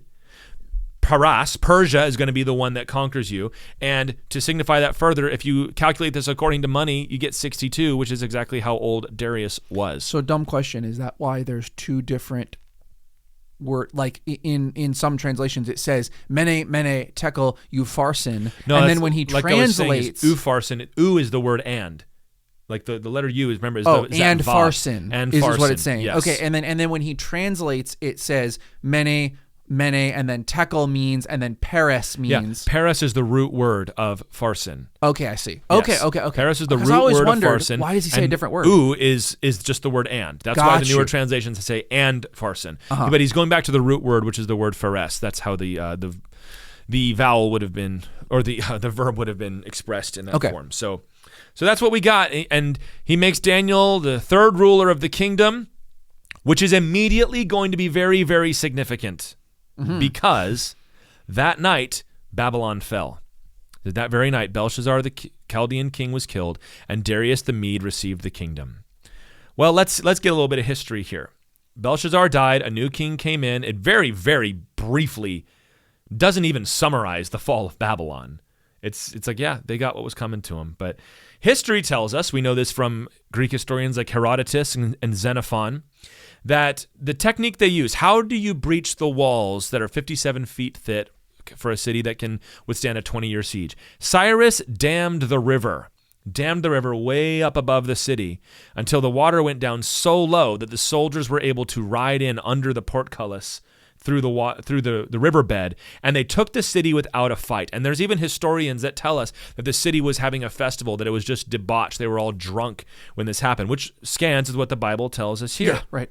So that's kind of interesting. How do you breach the walls? Well, you dam the river. Now, you might think to yourself, wouldn't they notice that they dammed the river? Wouldn't that have been the easiest thing to defend? Yes, it would have been, but they weren't paying attention. They weren't ready. They were so arrogant that they completely missed it.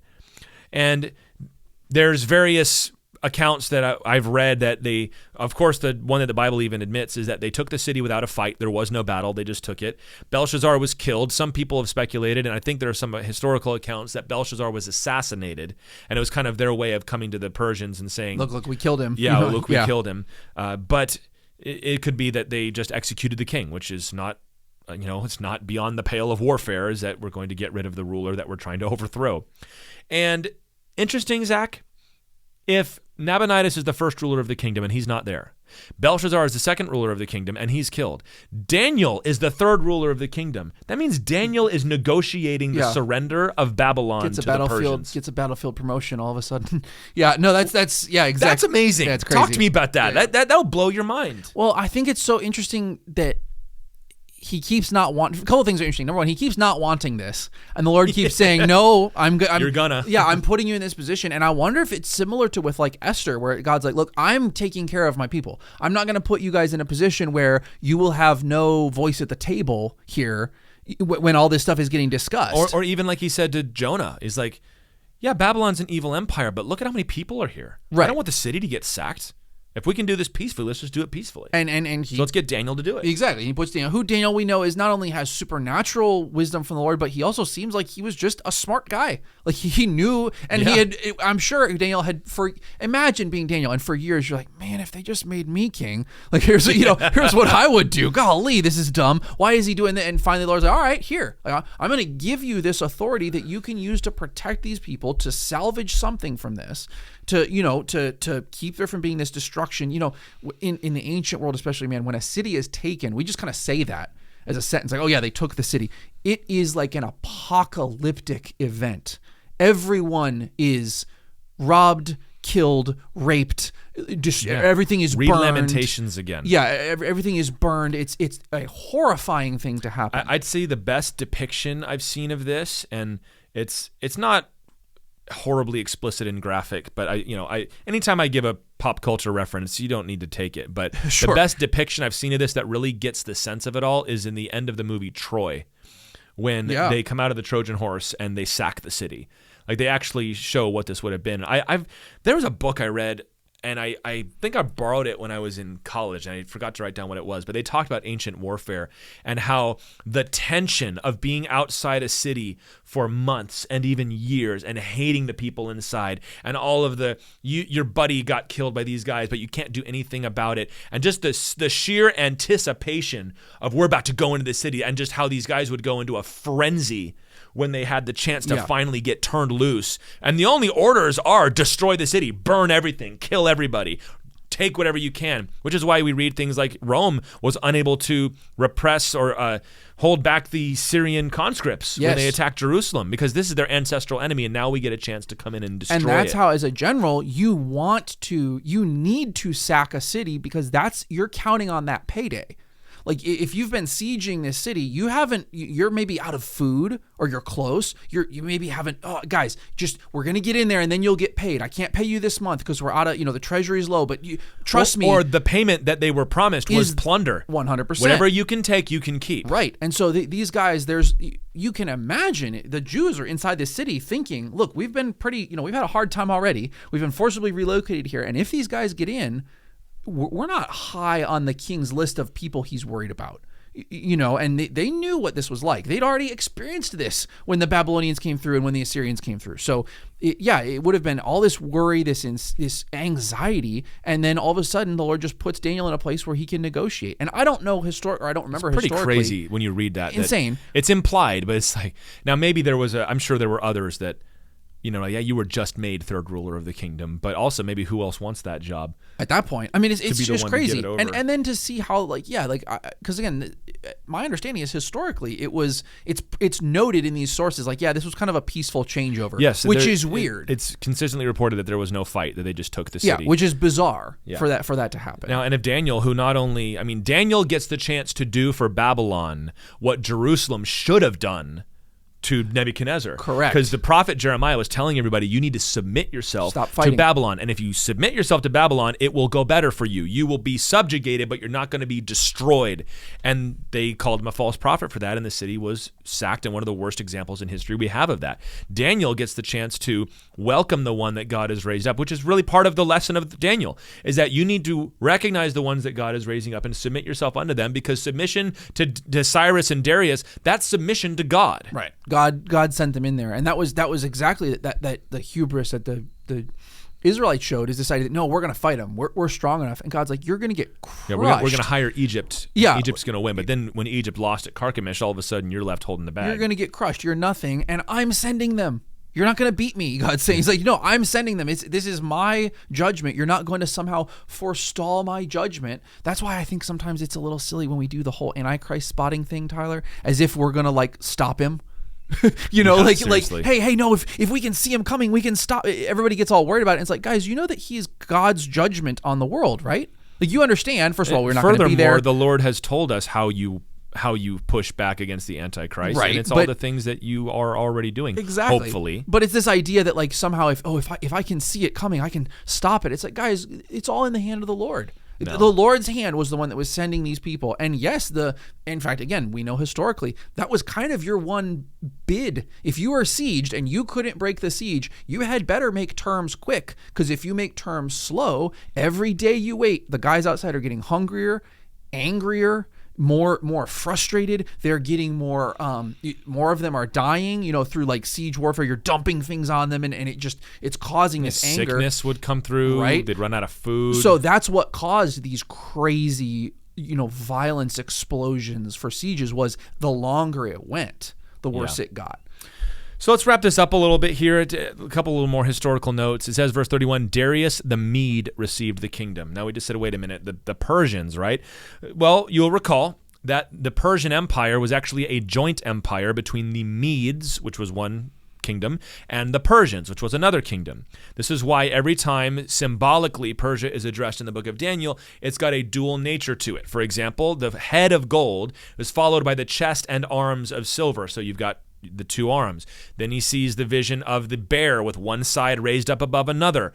And that's how Medo-Persia was two kingdoms, but Persia gained ascendancy over the Medes. Also, he talks about another instance, the ram who had one horn larger than the other, and that grew larger. And that's what happened historically, is that the Medes and the Persians were allies, but the Persians eventually gained ascendancy to where now we basically just know it as the Persian Empire.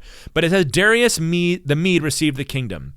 There's a little historical question here, because we know that the first emperor of Persia was Cyrus, the Persian. The Bible talks about Cyrus and names him by name as the one who's going to send the people back out of exile, and he is going to do that.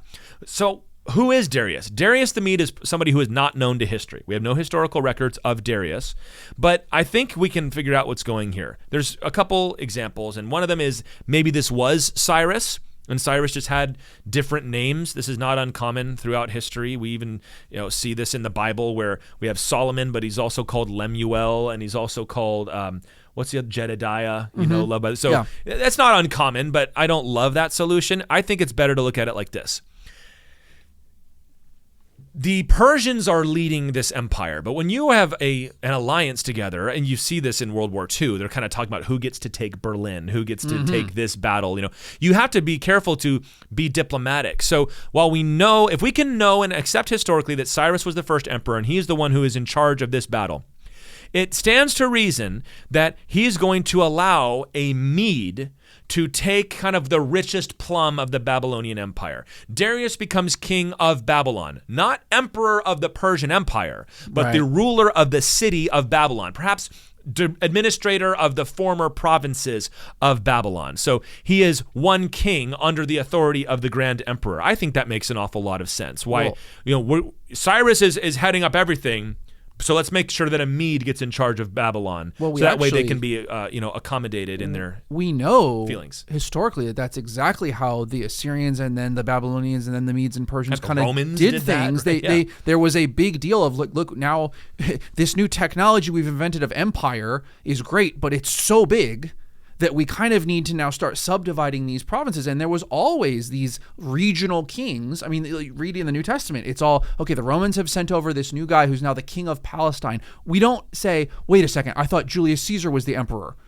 We're like, no, yeah, he is, guy, but this is his delegate. Yeah. You have King Herod, but King Herod was ultimately responsible to Governor Pontius Pilate, and they both reported back to Caesar Augustus, Emperor Tiberius, right? And I think it's much more likely that you'd have, or that this guy could be, and we see this all throughout history, he could be a general who's being given, hey, your payment for this, like you said, is you get this, this position now, you're going to be in charge of this. They were real big on all these subdivisions and these satrapies and all this stuff was how they did it. So I'm sure that it's something like that makes actually a lot of historical sense.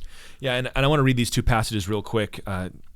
There are places in the Bible before Jerusalem had fallen, God had already prophesied that it would be the Medes specifically who would take over Babylon. So we know it was Persia, but the Lord specifically identified the Medes. And this is in Isaiah 21, verse 2 and then 9, where it says, "A stern vision is told to me. The traitor betrays and the destroyer destroys. Go up, O Elam," which is one of the names for Persians, that they lived in a land called Elam. "Lay siege, O Media. All the sighing she has caused I bring to an end. For fallen is Babylon, and all the carved images of her gods he has shattered to the ground." So before the Babylonian Empire even arose, the Lord said the one to judge Babylon. Babylon had been important for a long time. It was the most important province of Assyria for a long time. But he says the ones that are going to destroy Babylon are the Elamites and the Medes. And the Elamites is another name for the Persians. Then Jeremiah 51:11. This is when Babylon was attacking Jerusalem. "Sharpen the arrows, take up the shields. The Lord has stirred up the spirit of the kings of the Medes, because his purpose concerning Babylon is to destroy it. For that is the vengeance of the Lord, the vengeance for his temple." Which just goes to reinforce the entire theme of the book of Daniel, which is that, as we've said, it is the Lord who raises up and puts down rulers. And before Babylon had even begun, God knew who was going to come next. And he even knew that it would be specifically a Mede, even within this empire. So it was the Persians. So God got it wrong. No, actually, it's going to be the Medes and the Persians, and it's going to be a Mede who takes the place of the king of Babylon.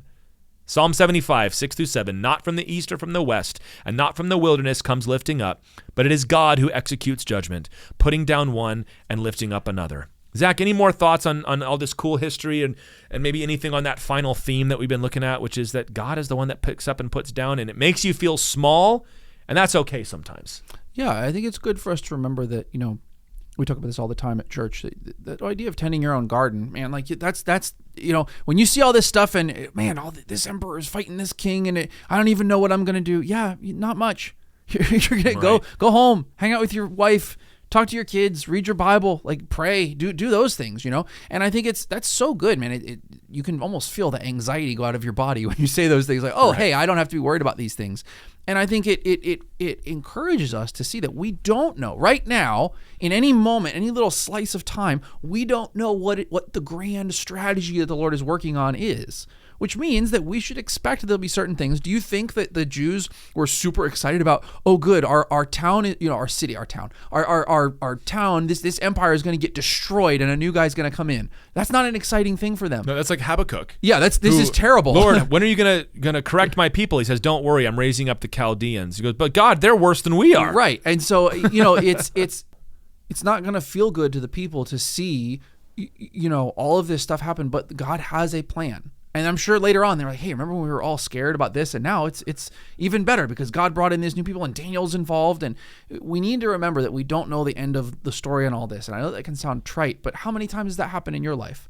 Where everything is falling apart and God says, will you just relax for 5 minutes? I'm trying to set this up here, So we need to remember that. And I just think also it's good to remember I think this is a thing that we keep coming back to in these historical things, that you don't need to be afraid of the history on this stuff, guys. You're not going to uncover some shred of evidence that proves that the Bible is all fake. Like, what we discover is, oh, wow, this helps us to understand what this says. And then what we see in Scripture helps us to understand what we see in history. It's almost like this was written by people who knew what they were talking about. Yeah, I'll tell you, pastors hear this advice from people all the time, that people don't want to hear the historical background. Wrong. To which I will say, that is everybody in our church's favorite part, especially the men, by the way. If you're having trouble retaining men at your church, try doing the history of it a little bit.